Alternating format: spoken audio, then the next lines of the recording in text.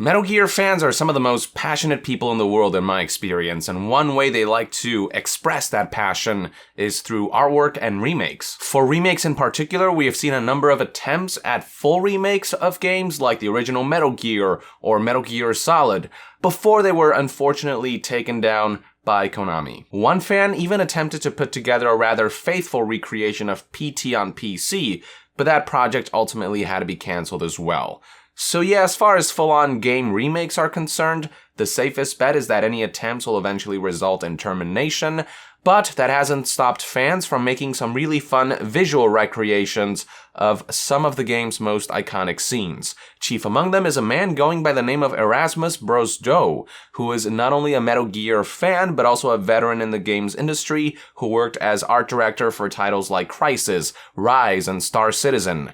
Now, what he's done recently is actually pretty cool. He went ahead and did a modern recreation of Metal Gear Solid's intro on Unreal Engine 4 and then uploaded it to his YouTube channel, Warp Gazer. If you'd like to check out the original video, you can access it there, but in this video I'd like to show you guys a side-by-side comparison between his fan remake and the original intro. Check it out.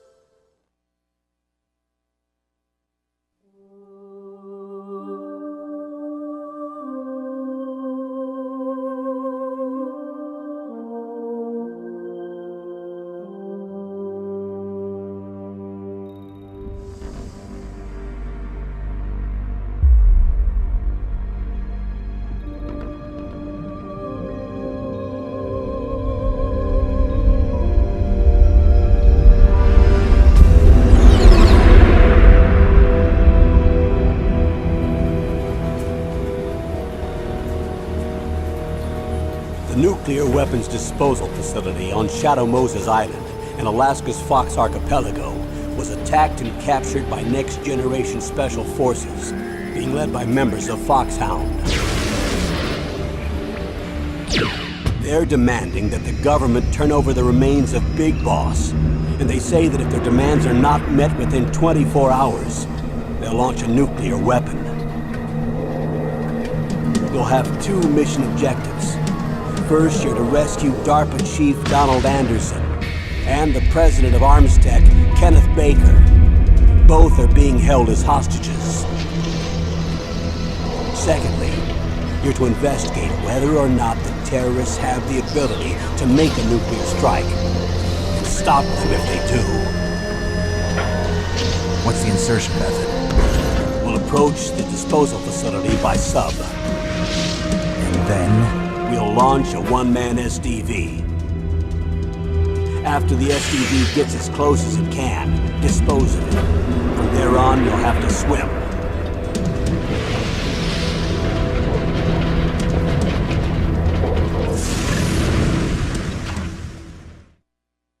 High-Tech Special Forces Unit Foxhound. Your former unit, and one that I was a commander of. So they're still around. There are 6 members of Foxhound involved in this terrorist activity. Psycho Mattis, with his powerful psychic abilities.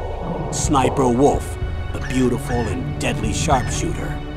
Decoy Octopus, master of disguise. Vulcan Raven, giant and shaman. And Revolver Ocelot, specialist in interrogation and a formidable gunfighter. And finally, in charge of them, Foxhound's squad leader, Liquid Snake. Liquid Snake? The man with the same codename as you. The nuclear weapons disposal facility covers the whole island. I'll instruct you by codec after you reach your target. Anyone going with me? As usual, this is a one-man infiltration mission. Weapons and equipment OSP? Yes. This is a top-secret black op. Don't expect any official support.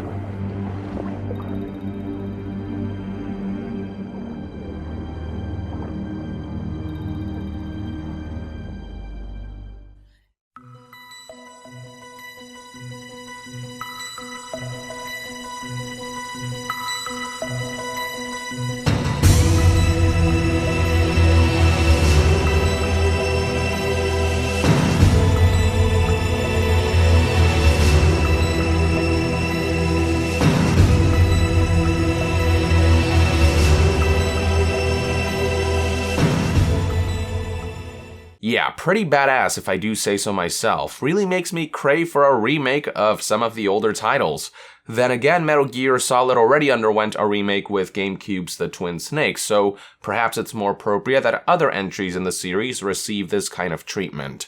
I'm obviously fantasizing at this point. There is no guarantee Konami will actually put the effort in to give Metal Gear fans something they genuinely might desire, but I would say that if there is one good thing Konami could do for the franchise at this point, it would be to remake titles such as Metal Gear 1 and 2, Metal Gear Solid, or the highly requested Metal Gear Solid 3 Snake Eater, whose CGI-rendered cutscenes from its pachinko outing definitely raised a few eyebrows. It's actually scary how accurately the cutscenes were recreated, right down to the camera angles, to the animations, to the timing of the cuts.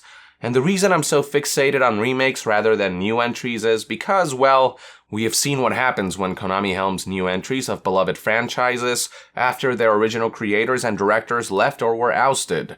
Konami just doesn't have a good track record on that front, and based on that, I just can't imagine the Metal Gear series meeting a different fate. So instead of trying to make new games that will probably never live up to Kojima's work and his unique style of creativity, they might as well enhance what's already there. And if they one day happen to decide to remake Metal Gear Solid 1, they should definitely consider bringing this guy on board. For a one-man project, this right here is what I would call pretty good. Anyway, there you go, folks. Just something really cool that I wanted to show Metal Gear fans out there, courtesy of some amazing work by Erasmus. With that, I would like to end this news update. Thank you for tuning in. If you enjoy my content and would like to support this channel directly, consider donating on Patreon. And to be further updated on all things gaming news, reviews, and discussions, stay tuned right here on Yong Yeah. I'll see you guys next time. Yong out.